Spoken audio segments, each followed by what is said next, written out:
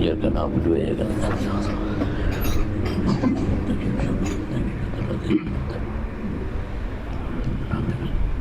Alhamdulillah. Assalamualaikum warahmatullahi wabarakatuh. Waalaikumsalam warahmatullahi wabarakatuh. Alhamdulillah, salatu wassalamu ala Rasulillah Sayyidina Muhammad ibn Abdullah wa ala alihi wa sahbihi wa man wala. Asyhadu an la ilaha illallah wa asyhadu anna Muhammadar Rasulullah. Allahumma salli ala Sayyidina Muhammad abdika wa nabika wa rasulika nabiyil ummi wa ala alihi wa sahbihi wa barik wa sallim tasliman bi qadri 'azamati dzatika fi kulli waqtin wahid. Amma ba'du, ya ibadallah, para jamaah semua yang dirahmati, disayangi, dicintai oleh Allah Subhanahu wa taala, senantiasa terus dilimpahkan kepada kita rezeki yang barokah, umur yang barokah, rumah tangga yang barokah, anak-anak yang soleh-solehah, dikabul hajat-hajat kita, dimudahkan urusan kita, dilimpahkan rahmat kepada kita, dan dijadikan apa yang menjadi doa-doa kita diijabah oleh Allah Subhanahu wa taala. Dan semoga dengan duduknya kita di tempat ini, di majlis ini, Allah Subhanahu wa taala melimpahkan rahmat dan taufiknya kepada kita, diberikan kemudahan dalam kita istiqamah di jalan Allah, dan diberikan pula kebahagiaan baik di dunia maupun di akhirat, zahir wal batinat. Dan kemudian Allah limpahkan pula keberkahan kepada kita dalam setiap perbuatan-perbuatan baik kita hingga akhir hayat kita, husnul khatimah. Amin Allahumma amin Allahumma amin Allahumma amin. Alhamdulillah. Alhamdulillah, segala puji bagi Allah Subhanahu wa ta'ala yang melimpahkan berbagai macam nikmatnya kepada kita, yang menjadikan kita terus dapat mensyukurinya, dan menjadikan kita pula menjadi orang-orang yang mampu ridha atas ketetapannya, dan dijadikan pula kita menjadi orang-orang yang senantiasa mendapatkan rahmat dan kasih sayangnya. Semoga Allah Subhanahu wa ta'ala mengangkat derajat kita semuanya berkat majelis ini dan berkat pembacaan burdah di malam hari ini, khususnya kepada tuan rumah kita di sini Habib Zaki beserta keluarga besarnya. Semoga dilimpahkan sehat afiat, berkah dalam segala hajat, dan dikabulkan pula apa yang menjadi niat dan cita-cita beliau sekeluarga, hingga kemudian menjadi orang-orang yang dicintai oleh Allah Subhanahu wa taala. Alhamdulillah, alhamdulillah. Hampir satu minggu saya kemarin berangkat itu, jadi kemarin malam Sabtu sama malam Rabu saya tidak di tempat. Pertama saya minta maaf, memang kebetulan tiket yang saya dapat itu hari Jumat untuk hadir Hall Solo, itu hari Jumat ba'da sholat Jumat. Nah, saya udah bilang sama beb saya untuk ngatur untuk di malam Sabtunya itu. Nah, baru pulang kemarin dijemput sama beb Reza,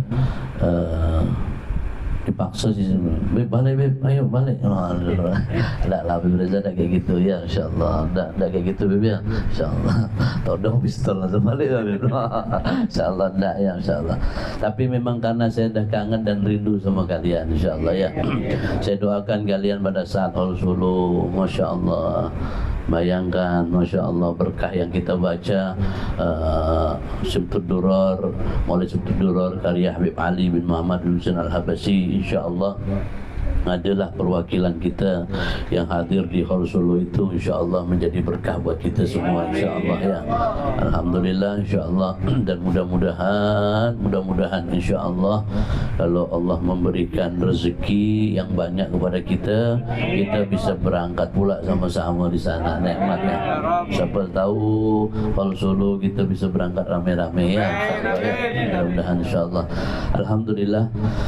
Alhamdulillah kebetulan juga di acara tersebut guru kita ya, bersama yaitu guru mulia kita Habib Umar bin Hafid dari Hadramaut Darul Mustafa juga hadir. Jadi memang sesuatu hal yang luar biasa di hall itu, dan malam hari ini sepertinya beliau terjadwal di lapangan Monas. Ya, beliau di lapangan Monas malam hari ini Habib Umar.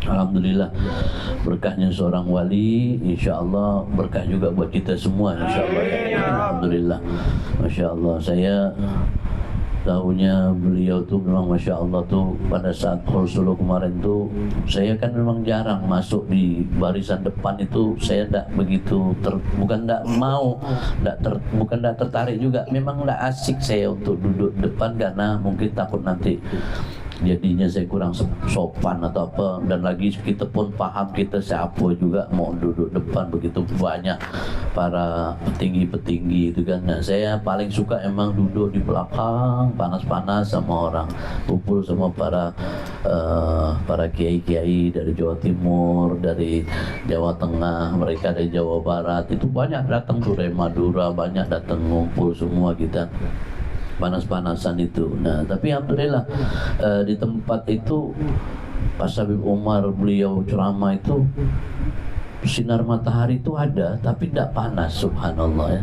Jadi beda kan, kalian bisa bedain antara sinar yang panas nyengat itu kena muka sama badan kita itu terasa, tapi ini enggak, soft gitu, lembut. Matahari muncul tapi tidak panas gitu, tidak bikin terik di kulit ya, subhanallah. Berkahnya seorang wali ya, insyaallah. Alhamdulillah, itu salah satu mungkin daripada karomah beliau yang juga mungkin juga bisa sebab karomahnya Habib Ali bin Muhammad bin Husain Al-Habasyi ditunjukkan kepada kita semua, insyaallah, dia yang hadir di tempat itu. Maka ramai banget memang itu, luar biasa ya, insyaallah. Ya, saya berdoa mudah-mudahan insyaallah kalian bisa juga ikut menghadirinya nanti suatu saat, insyaallah ya. Alhamdulillah. Mulai aja insyaallah, bismillah, nabung 2026, siapa tahu nanti ada rezeki bisa hall Habib Ali, bisa berangkat kita sama-sama ya. Nggak usah repot naik pesawat kan mungkin mahal, naik kapal, ya udah naik kapal. Kan itu kapal ada jurusan-jurusannya ya. Ada jurusan yang ke Jakarta, ada yang jurusan ke Semarang, ada yang jurusan Surabaya. Nah, kalian mau cepat ya ambil jurusan ke Papua. Jadi insyaallah lebih lama itu ya. Ambil jurusan ke Semarang ya, insyaallah. Nah, alhamdulillah. Nah, insyaallah ya, insyaallah. Niatin aja, insyaallah. Kata guru saya tuh, kata abah saya juga, kata guru saya juga, beliau menyampaikan niat itu gratis, tidak bayar. Niat yang baik kau dapat pahala. Masa kita tidak pengen niat, betul enggak? Nah, iya, termasuk dalam segala apa saja. Niat haji, niat umroh, mau niat terus puasa, apa aja kamu niatin aja. Ya Allah, saya pengen niat umroh, ya Allah, saya pengen niat haji, niatin aja. Masalah nanti dapat enggak ada masalah, itu urusan Allah. Yang penting kita sudah punya niat, dicatat dengan kebaikan, dan insya Allah mendapatkan pahala insya Allah ya, insya Allah. Yang penting niatnya harus baik ya, jangan niat aku ya Allah ngawinkan bini kawan tuh, kalau dicerai ini aku mau kawin sama dia, itu bahaya. Niat tak bagus itu ya, jangan ditiru, itu bahaya sekali ya, insyaallah. Nah, alhamdulillah. Nah, malam hari ini kita ngaji dulu ya, insyaallah. Allah Subhanahu wa taala menyampaikan di sini bahwa yauma la yanfa'u, bahwa nanti di hari di mana tidak ada kemanfaatan pada saat itu, malun, yaitu harta-harta kita tidak ada manfaatnya, wala banun, dan anak-anak kita tidak ada manfaatnya, illa man atallaha biqalbin salim, kecuali datangnya kita menghadap Allah yaitu dengan hati yang bersih, dengan hati yang sehat, dengan hati yang terjaga karena Allah. Nah, jadi nanti hari kiamat itu tidak ada sesuatu yang manfaat. Tidak ada yang manfaat di sini, maksudnya mau harta ke orang kaya kayak apapun tidak akan ada manfaatnya hartamu tadi tersebut. Kemudian anak-anakmu juga tidak ada manfaatnya kecuali hatimu yang sehat. Maksudnya gimana hati yang sehat? Yaitu hati yang bagus, yang terpelihara, yang terjaga, yaitu tidak mensekutukan Allah, tidak mensyirikkan Allah. Nah, di sini bahwa tidak ada manfaatnya harta kita. Bagaimana terhadap orang yang mereka selalu dermawan, selalu memberikan sodakoh kepada orang lain? Apakah ini juga tidak bermanfaat? Manfaat, tapi bukan seperti ini yang dimaksudkan, bahwa kita punya duit banyak, tidak bisa kita untuk menebus dosa.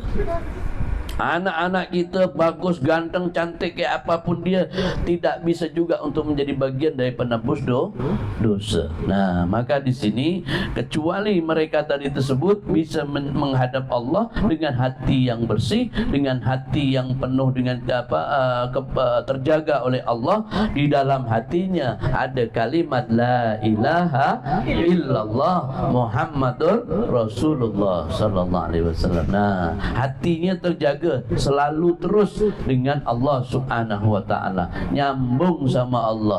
Karena segala sesuatu itu ada hikmahnya. Segala sesuatu itu ada hikmahnya. Nah, kenapa saya sampaikan ini? Ada satu kisah ya, bahwa segala sesuatu itu ada hikmahnya. Ada satu cerita, suatu ketika di sebuah negeri ada seorang raja, dia punya hobi berburu. Dia hobi berburu. Suatu ketika raja ini dia punya hobi berburu, terus dia ini kemudian matanya buta karena terkena batang pohon membuat matanya buta. Dia pulang ke rumah, setelah itu dia kemudian dirawat dan bagus. Kembali seperti sedia kala, tapi tetap buta, tidak bisa melihat. Tidak bisa melihat. Nah, sampailah lalu kemudian ketika itu dia bilang sama menterinya. Ada satu menteri itu, anggaplah menteri agamanya dia. Bagian memang untuk menasihati beliau masalah-masalah keagamaan. Karena raja ini dia sedih dengan tadi tersebut, dia buta, dia tidak bisa beraktivitas, dia sedih. Akhirnya dinasehatin oleh menteri itu. Menteri ini bilang sama raja, ya raja, tidak ada masalah. Semua kejadian yang ada pada diri kita itu pasti ada hikmahnya. Tidak ada yang tidak ada hikmahnya. Semuanya pasti ada hikmahnya. Yang sabar saja raja. Nah, kata si raja. Raja ini bilang, nggak ada karena menteri ini menyampaikan bahwa termasuk butanya Anda, butanya Paduka ini, butanya mata dari yang mulia ini, insya Allah pasti ada hikmahnya. Nah, si raja ini bilang, mana ada hikmahnya? Orang buta mana ada hikmahnya? Susah ini aku segala macam, tidak bisa ngelihat, tidak bisa apa. Nah, ada hikmahnya kata si menteri. Ya udah, suatu ketika sudah tidak mau ngurusin di raja ini, dia pengen berburu, walaupun buta dia pengen berburu ke hutan.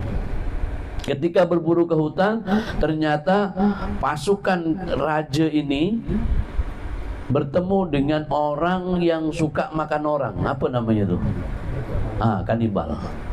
Ketemu pasukan orang yang suka makan orang, ketangkep. Akhirnya pasukan raja ini, karena mungkin tidak banyak, ketangkep, lalu kemudian dibawa ke satu tempatnya orang kanibal ini. Dilihat satu-satu, yang gemuk yang mana, itu dimakan. Maka gemuk, jangan tahu gemuk kenal ya. Yang gemuk yang mana, itu dimakan, diambil. Diambil, dimakan. Itu rajanya orang kanibal itu, dia ngelihat ini buat makan malam. Dah. Ini buat nanti besok siang. Ini. Nah, semuanya diambil, sudah pasukan raja itu diambil, tinggal kemudian raja yang kanibal ini, dia di depan raja tadi tersebut yang buta, dia bilang, kau cacat ya, katanya. Iya, aku tak bisa ngelihat. Oh, udah, ini udah usah dimakan nih, balikkan nih. Nah, ini raja dibalikin. Sampai lalu kemudian raja ini sampai ke istana lagi. Dia di dalam perjalanan menuju istana, dia kemudian teringat dengan kata-kata menterinya, bahwa ternyata segala sesuatu ada hikmahnya.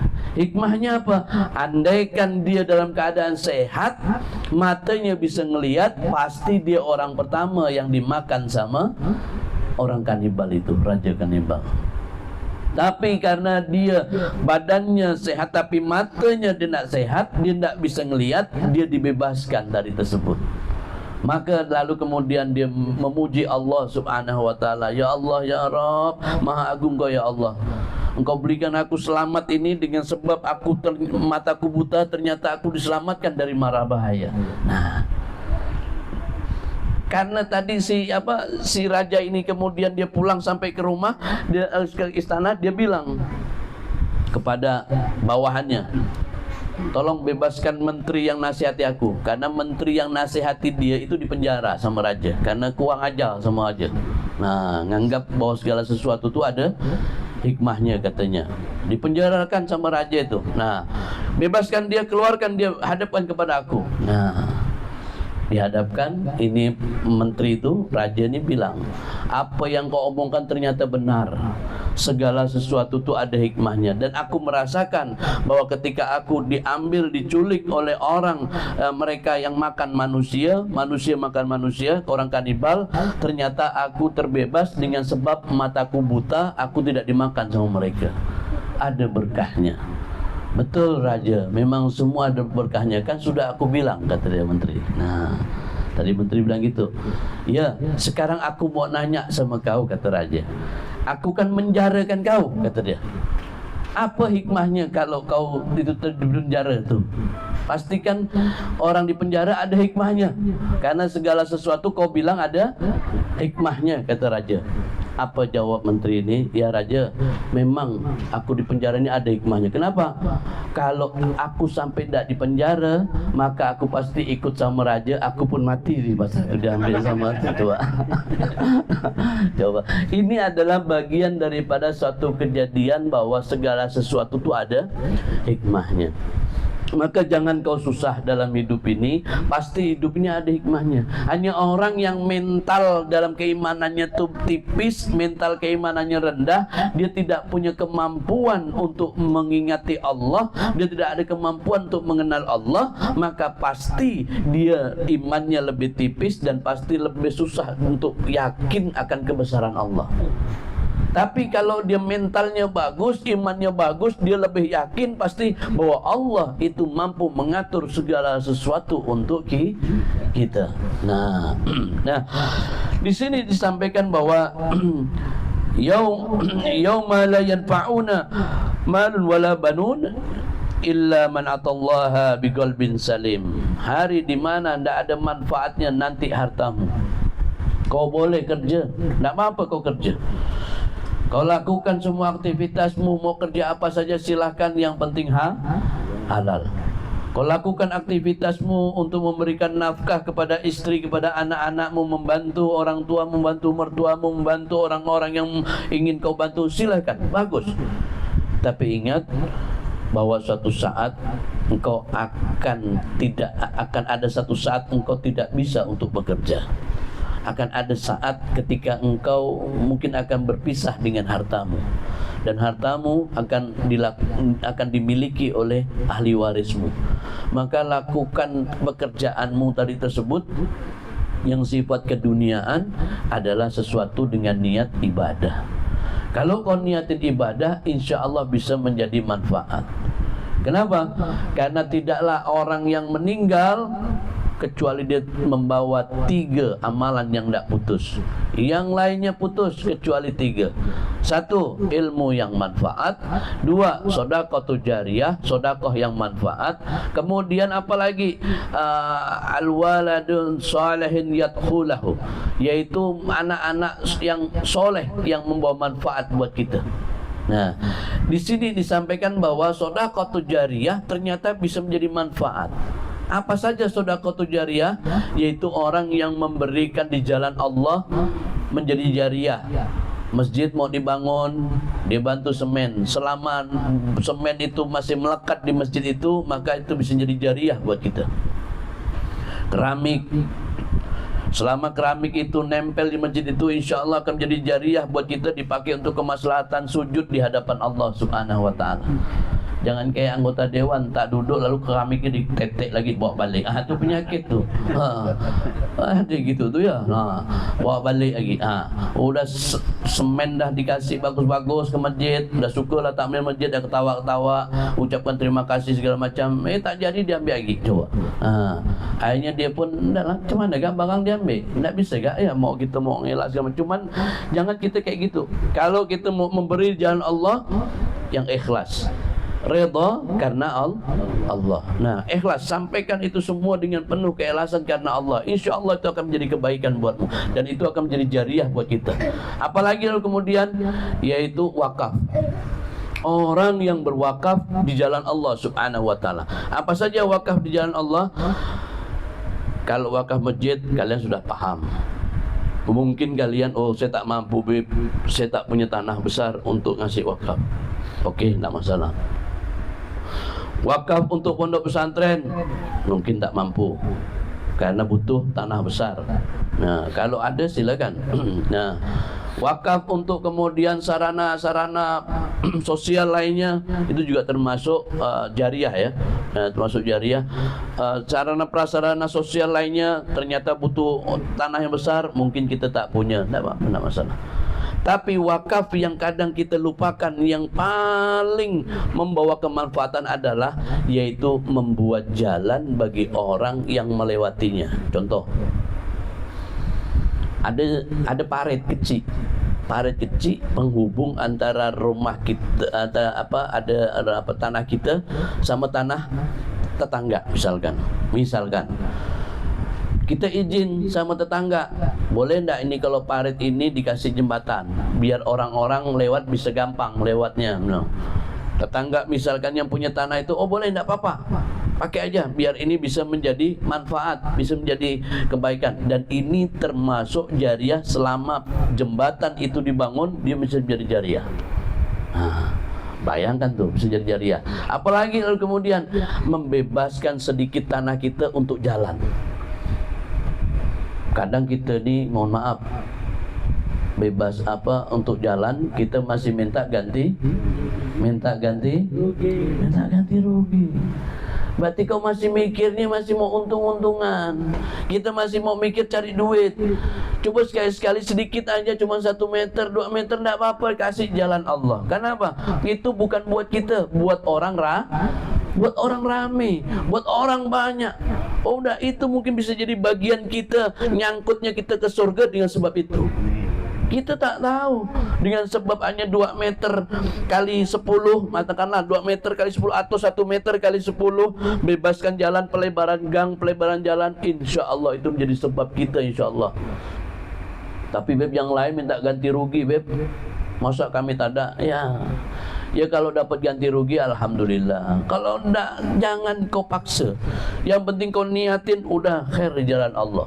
Kalau kita sudah niat untuk jalan Allah, insya Allah Allah itu karim. Allah insya Allah akan memberikan kepada kita kemudahan, kelancaran.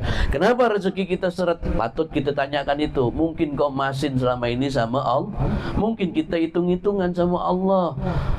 Atau mungkin kita tidak dekat sama Allah, beb, tapi orang kafir, beb, orang yang mereka non-Islam, mereka tidak dekat sama Allah, tapi dia kaya, beb. Nah, mungkin dia kaya, tapi dia suka berbagi. Karena janji Allah, siapa yang mereka mengeluarkan satu, Allah kasih 10. Karena masalah bab rezeki, Allah tidak pandang mau kau Islam, mau kau Cina, mau kau Dayak, mau kau apapun, Islam maupun tidak Islam, tetap dia dapat rezeki dari Allah. Nah itu aja. Allah tidak pandang bulu masalah rezeki, dikasih semuanya. Mereka yang berbagi, mereka akan ditambah. Janji Allah, kau ngasih 1, aku kasih 10, kata Allah. Nah kita kadang-kadang masih hitung-hitungan. Kalau masih hitung-hitungan ya susah. Kalau hitung-hitungan kita sama tetangga, sama hitung-hitungan sama saudara, oke lah, itu pun masih tidak boleh. Apalagi kalau kita hitung-hitungan sama Allah. Kita ni bisa lahir ke dunia ni dengan izin Allah.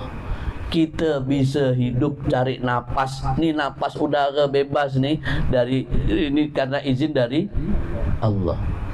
Napas ini loh, napas tak loh, udara ni. Nampak tak udara ni? Nampak tak? Tak ada nampak udara ni. Kok dipikir heran juga, kenapa udara yang tak nampak bisa bikin kita hidup? Bisa dihirup telinga ke hidung kita, kemudian bisa masuk paru-paru dan kita bisa hidup. Subhanallah, itu izin Allah, campur tangannya Allah. Coba kalau Allah hitung-hitungan sama kita, sekarang kau hitung-hitungan sama aku, masin kau sama aku, sekarang masalah udara ni aku kasih pokoknya, tapi kau bayar satu hari katakanlah 5 juta, itu murah sekali itu. Satu hari 5 juta satu orang. Kalikan ya, kita punya kakak berapa? Kena anak yang anak 12, anak 15, sedang tak tuh? Tetap orang pasti mikir, udahlah bagus punya anak 1 ya lah. Nah, dia katakanlah punya dia anak 3. Suami istri udah 2, anak 3 berapa? 5.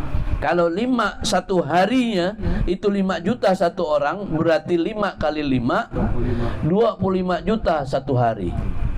Mampu kita bayar? Itu paling murah kalau Allah itu dah ngasih mau. Tapi kalau itu haknya Allah, udara itu punya Allah. Udahlah dinaikkan 100 juta. Sakit kita. Satu hari satu orang 100 juta. Tak ada yang sanggup. 5 anak 5 orang 5 tadi disebut. Kalau 100 juta satu hari, berarti satu hari 500 juta. Duit dari mana kita coba? Oke lah, satu hari kita bisa dapat. Satu hari kita bisa bayar sama malaikat maut. Tapi ternyata besoknya tak sanggup kita. Hari ini bisa jual tanah, besok mungkin bisa jual rumah. Tapi orang semua pada berjual, tanah kita belum tentu laku. Karena orang juga pengen butuh udara, dia juga mau jual. Coba. Itu kalau laku. Tapi subhanallah, Allah tidak pernah hitung-hitungan sama kita. Itu luar biasa. Kalau memang udara itu disuruh bayar, udah tak mampu kita. Kalau kita tak sanggup, Allah bilang sama malaikat maut, malaikat maut, kau cabut ya budak tu, kurang ajar dia tu. Nah kata Allah, ngapa dia Allah? Dia hidup tinggal di bumi punya aku. Ini tanah yang dia duduk itu punya aku. Dia bisa segala macam aktivitas, aku yang kasih. Dia punya jodoh, aku yang nemukan. Dia punya anak, aku yang kasih. Nah, Allah semua yang kasih. Lalu kita nak jawab-jawab hidup dunia ni, orang yang tak tahu diri lah, orang kayak gitu tuh. Nah, kalau dia tak sanggup ya Allah untuk bayarnya, cabut dia nyawanya. Sakit lah dah. Tak bisa membayar beli udara, cabut nyawanya. Tapi sungguh pun demikian, Allah subhanahu wa ta'ala tidak seperti apa yang kita ceritakan ni. Allah subhanahu wa ta'ala Ghafurur Rahim. Allah maha pengampun, maha pengasih, maha penyayang. Masih dikasih kita rezeki sama Allah, padahal kita tak sembahyang. Betul tak? Coba. Hari ini mungkin kita ada berapa sembahyang kita lewat, tapi subhanallah kita masih dikasih rezeki sama Allah. Minimal rezeki masih bisa hidup, malam hari ini bisa kumpul sama kawan-kawan kita. Betul tak? Itu rezeki. Yang ada di depan kalian, ada tambol, ada kue di depan ni, itu rezeki. Ada kopi di depan kita, ada air putih di depan kita, itu rezeki. Ya subhanallah. Mau kita dustakan apa lagi nikmatnya Allah Subhanahu wa taala? Tak ada yang bisa kita dustakan. Semuanya Allah memberikan ini semuanya dengan sebab Allah itu ingin menjadikan dirinya benar-benar Tuhan yang Maha Pengasih lagi Maha Penyayang. Betapa hebatnya Allah Subhanahu wa taala. Tak beda-bedakan. Tapi kita kadang-kadang suka beda-bedakan. Kalau kita ibadah, kalau lagi happy baru kita ibadah. Kalau lagi ada masalah baru bisa nangis dia baca doanya. Cuba kalau tidak ada masalah, hidup bahagia, suruh dia doa nangis, meramput ya dia, tak bisa dia doa nangis. Tapi kalau dia benar-benar lagi ada masalah, tak usah suruh doa dia dah nangis dah. Susah orang ni soalnya ni. Coba. Orang susah, gimana kan? Tak perlu baca doa dia dah nangis dah. Apalagi dia doa malam-malam, ya Allah, aku ni ada masalah, ya Allah, nangis dia. Coba. Nah, kita masih hitung-hitungan sama Allah kadang-kadang. Nah, maka di sini disebutkan hartamu itu tidak akan menjadi manfaat nanti di hadapan Allah. Tak bisa untuk membeli nyopoi, tak bisa. Kau bawa duit banyak ni, terus mau pakai salam kepal sama malaikat Ridwan, penjaga surga.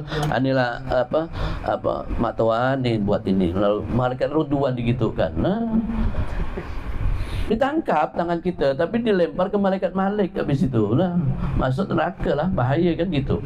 Nah, tak bisa kita mau sopoi dia, mau sogok itu malaikat, tak bisa. Apalagi Allah Subhanahu wa taala. Harta tak jadi manfaat hari itu.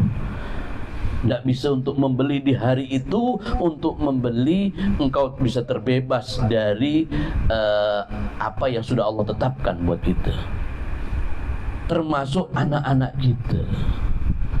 Nah, maka didik, kalau kau punya anak, kalian punya anak, didik anak-anakmu agar dia menjadi anak yang soleh-soleha, berbakti sama orang tuanya. Mulai dari sekarang ajarin dia untuk akhlak yang baik, akhlak yang bisa menjadikan anak yang suatu saat nanti menjadi kebanggaan buat kedua orang tuanya. Masalah main, silakan dia main, tapi batasi mainnya budak-budak. Kita ni sebenarnya banyak lalai sama anak-anak kita. Mohon maaf ya. Dibanding dengan orang tua-tua kita terdahulu, beliau-beliau tu Masya Allah, zaman dulu-dulunya tu umur 7 tahun anaknya sudah hafal 1 juz, 2 juz Quran. Kita kadang-kadang jangankan anak, emak bapaknya tak hafal, tak bisa ngaji malahan. Coba, apalagi anaknya. Anaknya dulu itu Masya Allah hafal Quran, Masya Allah rajin. Nah, luar biasa. Nah, ini kita mulai sekarang kita didik anak kita. Kita jadikan anak kita suatu saat menjadi bekal kita nanti. Karena awaladin anak ini akan menjadi bekal buat kita, tidak putus. Awalan solehin yathulah, itu anak yang tidak putus. Kalau kita mati, dia dari anak soleh ini, soleh-soleha ini menjadi bekal buat kita. Kita mati ada yang nahlilkan. Jangan sampai nanti kita mati, anak kita justru kemudian ada orang mau tahlil, nak haram, bid'ah. Wah, udahlah sakit lah dah. Punya anak muda kayak gini coba. Nah, lalu dia kena pula paham-paham Wahabi. Udah sakit dah tu. Udah pakai celana dah agak naik sikit tu. Janggut tu, Masya Allah sih panjang tapi 7 butik misalkan ya. Panjang tapi 7 lah. Nah, apa mandang website? Enggak lah. Beliau enggak, beliau Masya Allah. Beliau tu lebat, cuman dibatasin ya. Beliau tu ya. Ya Masya Allah. Nah, seperti itu. Nah, jadi ajak anak-anak kita supaya dia ngerti tentang amalan-amalan orang tua kita. Ada ke Beb anak seperti itu? Ada banyak. Orang tuanya ahli sunnah wal jamaah, Masya Allah. Ternyata anaknya dibiarkan kumpul akhirnya dengan orang, salah didik, akhirnya dididik sama orang, didikannya tidak sesuai didikan orang tuanya, akhirnya jadi musuh orang tua. Di dunia udah jadi musuh orang tua, apalagi di akhirat.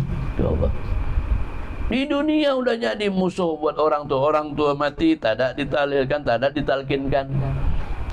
Macam kucing yang udah langsung dibungkus, langsung dikubur gitu. Tak ada yasin, tak ada tahlil, tak ada talqin lagi dah. Nah, didik anak-anak kita dengan didikan yang baik. Saya tak bisa beb, bawa dia ke TPA, taruh di tempat ustaz untuk dia bisa ngaji, untuk dia bisa mengerti, supaya dia bisa faham dengan apa yang dia lakukan. Nah, Habib Ali Al-Habsyi itu sejak kecil sudah hafal Quran. Coba Habib Abdullah bin Haddad, malahan beliau buta, tapi Masya Allah, butanya beliau insya Allah dikunjungi dan mampu melihat Rasulullah Sallallahu Alaihi Wasallam. Coba. Nah, ini luar biasa. Nah, maka mungkin kita agak sulit atau mungkin susah untuk yang seperti itu, tapi guli si ma'gul, tidak ada sesuatu yang tidak mungkin dalam hidup ini. Kalau Allah menetapkan dirimu jadi wali, ada yang bisa ngalangin? Ada enggak? Tidak ada yang bisa ngalangin. Kalau Allah menetapkan si fulan wali, Allah menetapkan si fulan wali Allah. Nah, tidak ada satupun orang yang dia bisa membatasi atau kemudian menghalangi rahmatnya Allah. Tidak bisa. Kalau Allah sudah punya kehendak, tidak akan bisa. Banyak orang-orang wali yang dia punya kisah yang latar belakang yang luar biasa. Mungkin dulunya bandel, tapi ketika tobat dia menjadi orang yang benar-benar tobat, taubatun nasuha, menjadi orang yang benar-benar dekat dengan Allah dan mengenali Allah Subhanahu wa taala. Hidup ini perlu kau kenal sama Allah. Kalau kau bisa mengenali istrimu detail, anak siapa, bagaimana sifatnya, bagaimana perangainya, kau juga harus bisa mengerti sifat dan bagaimana nama-nama daripada Tuhan yang menciptakan istri kita, yaitu Allah Subhanahu wa taala. Dengan sifat-sifatnya Ghafurur Rahim, dengan sifat-sifatnya yang maha menjaga, yang maha mengetahui, yang maha agung, yang memberi rezeki, yang maha segalanya maha besar dan apa saya lengkap semuanya di situ. Kau pahami itu. Karena kalau kau sudah kenal Allah, hidupmu lebih ceria, hidupmu lebih tenang, hidupmu lebih bahagia, lebih simpel. Kau akan menganggap dunia ini tidak akan seberapa, dan kau meyakini bahwa rezeki ini sudah Allah yang ngatur. Tugas kita hanya ikhtiar dan berdoa, ikhtiar dan berdoa terus kepada Allah. Setelah itu sampaikan, serahkan sama Allah, serahkan sama Allah. Kita berserah diri kepada Allah. Setelah kita ikhtiar, doa, kemudian kita serahkan kepada Allah. Wa may yatawakkala 'ala Allah fa huwa hasbuh. Siapa yang berserah diri kepada Allah, maka Allah akan cukupi. Cukupi ini bukan berarti menjadi orang kaya. Mungkin bisa saja dicukupi ini engkau dicukupi dalam pengertianmu untuk mengenal Allah Subhanahu wa taala. Dikenalkan dirimu, disentuh oleh Allah untuk kenal. Kenapa? Kau meyakini bahwa Allah adalah Tuhanmu. Raditu billahi rabbah wa bil islami dina wa bi Muhammadin nabiyya sallallahu alaihi wasallam. Kau ridha bahwa Allah sebagai Tuhanmu, maka engkau juga harus ridha ketetapan apapun yang terjadi dalam dirimu itu atas izin Allah. Segala sesuatu yang terjadi tidak akan lepas dari pantauan dan izin Allah Subhanahu wa taala. Andaikan rezeki tidak melekat dalam tanganmu, jangan kau bersedih, jangan kau susah. Mungkin itu bukan rezekimu tapi milik orang lain. Allah Subhanahu wa taala belum memberikan kepadamu, tapi insyaallah prasangka baik bahwa Allah akan menyiapkan rezeki yang lebih baik daripada itu dalam kehidupanmu.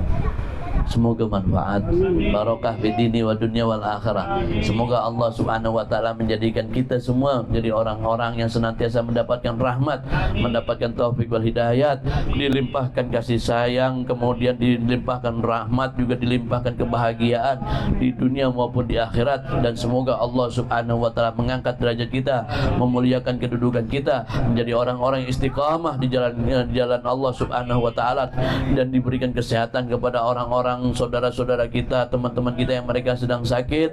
Semoga Allah SWT sembuhkan sakitnya, Allah angkat derajatnya, dan dijadikan sakitnya sebagai penebus daripada dosa-dosanya, dan dijadikan anak-anak kita menjadi anak yang soleh-soleha, anak yang berbakti kepada kita, anak yang tidak memberontak kepada kedua orang tuanya, anak yang nurut kepada kedua orang tuanya, anak yang mendapatkan rezeki yang halal, anak yang mendapatkan cita-cita yang baik, anak mendapatkan masa depan yang baik, baik masa masa depan di dunia maupun di akhiratnya. Allahumma ja'alna minas su'ada'i maqbulin wa la taj'alna minal asqiya'i mardudin. Allahumma bi hurmati Sayyidina Muhammad sallallahu alaihi wasallam sahibil mi'raj wa sahibus syafa'at, anta jalana ya Allah mimman yastajibuhu syafa'atah, wa anta jalana ya Allah min khiyari ummati. Rabbana innana amana faghfir lana dzunubana wa qina adzabannar. Rabbi fanfa'na bi barakatihim wahdina al-husna bi hurmatihim wa amitna bi tariqatihim wal mu'afatin minal fitani. Wa sallallahu ala sayyidina Muhammadin wa ala alihi wasallam